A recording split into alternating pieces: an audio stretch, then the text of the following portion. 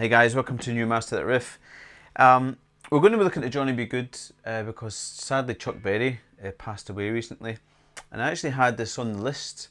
I was going to do another riff first, but obviously since the icon that is Chuck Berry has kind of passed away, I thought it would be good actually to look at it. And I'm amazed that it's taken this long to look at such an iconic piece of guitar. I mean, it's kind of one of the all-time greatest riffs. If you're kind of my age, synonymous with like Back to the Future and Marty McFly and all that kind of stuff. A huge inspiration for a lot of people just to pick up the guitar. So I think it's fitting that we kind of look at it. And it's not, it's a classic combination of lots of little rock and roll techniques that pretty much Chuck Berry came up with. However we're going to start, everything's in B flat. So it's kind of, you can think of like your B flat pentatonic minor here at the 6th fret. And what we're going to do is start with this little group of 3 notes here, this lead in. I mean, it's so iconic.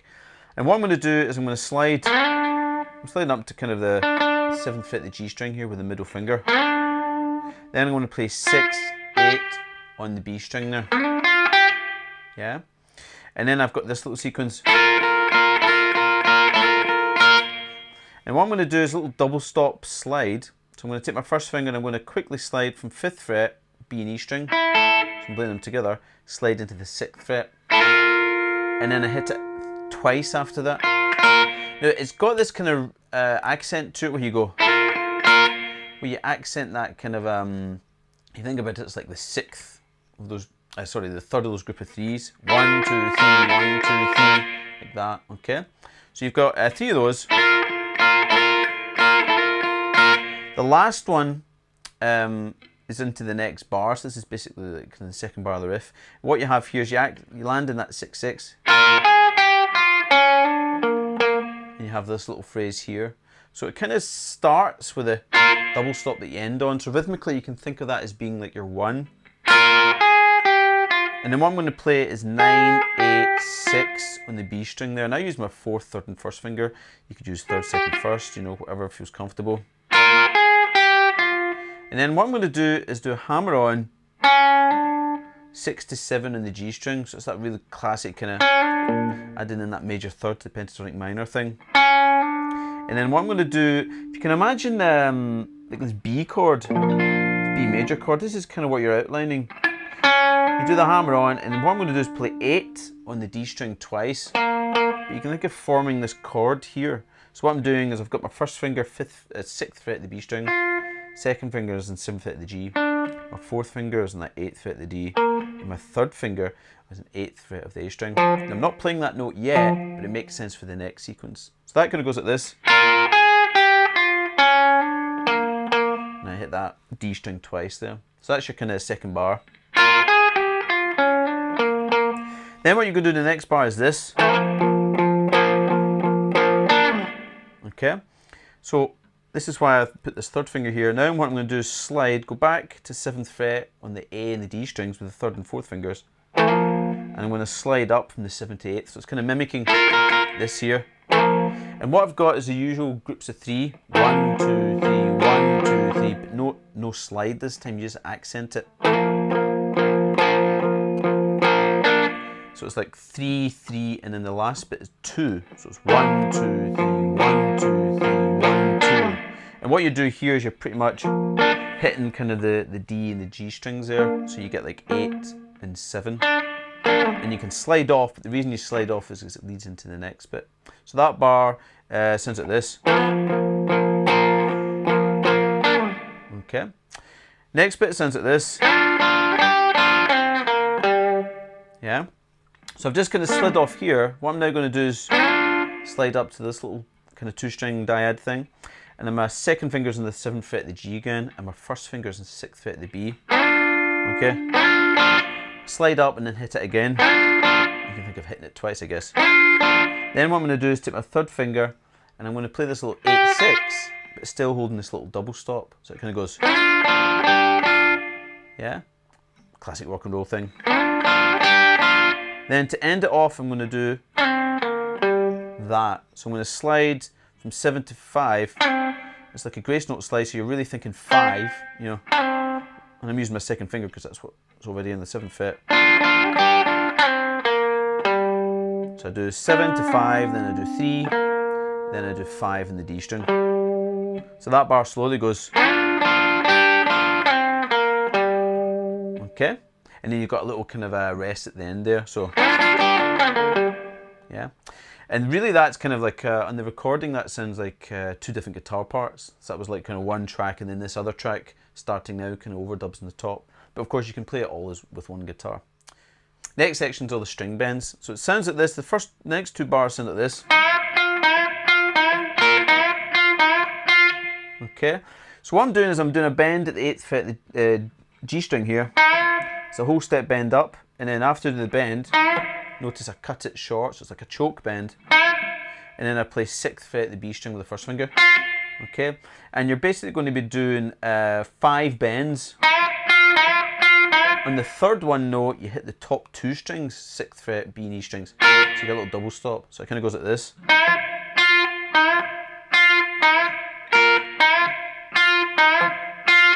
Like that, a little bit quicker. Yeah. Next 2 bars, it's the same thing. You've basically got your 5 bends, but your double stops now at the end. So it kind of goes like this. Okay, so I've put those 4 bars together. This is what we've got nice and slow.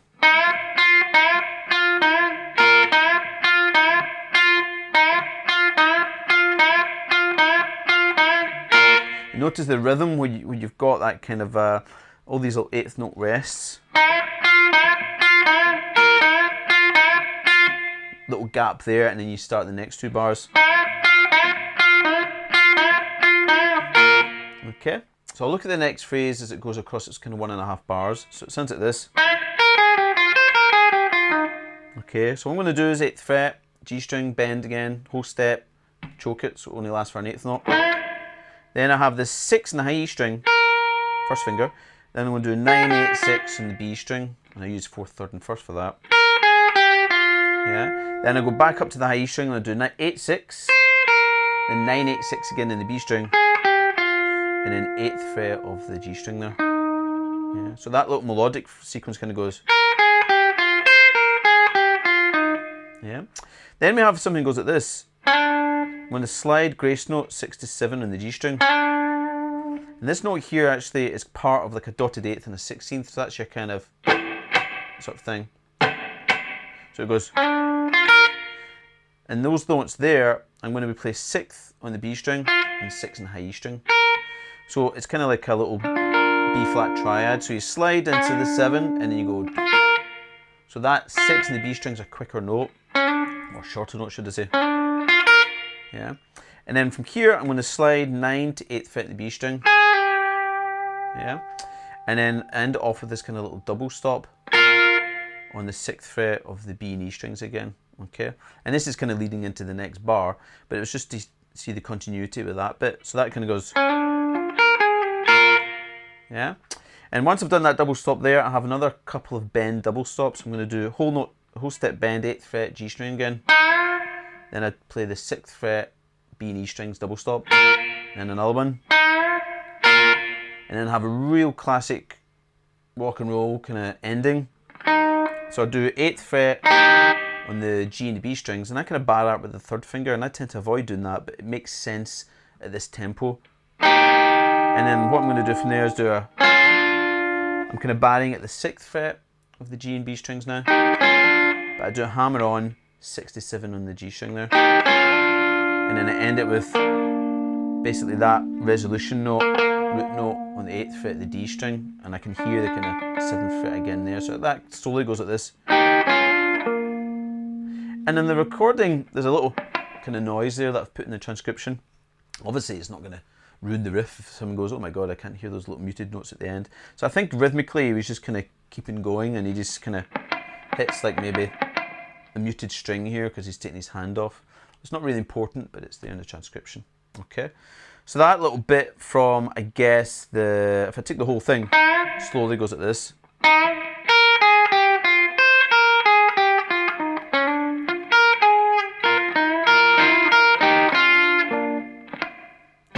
Okay, and that's it. That's Johnny B Goode. Absolute classic riff. Have fun with it. It's not, maybe might think it's a little bit straightforward, but it's actually quite fast at that tempo, and it's actually, if you listen to when Chuck Berry's playing it, every note is ringing out there, so there's no kind of fluff notes or quiet loud notes. He's really playing it with conviction, so that's the thing to go for this. And you can hear that it's actually clipping on the recording, things are clipping, so it's actually, you know, hitting the strings nice and hard. So think of that kind of vibe when you're going for it. Lots of downstrokes and plenty of attitude. Okay, so have fun with it as usual. If you want to see more riffs, please subscribe to the channel. If you've got any ideas for riffs or things you'd like to see, let me know. Just comment below. And as usual, check out Master the Guitar on Facebook, Instagram and Twitter as well for extra sort of stuff. Okay, so stay tuned. I'll have another riff coming up pretty soon. And as usual, have fun.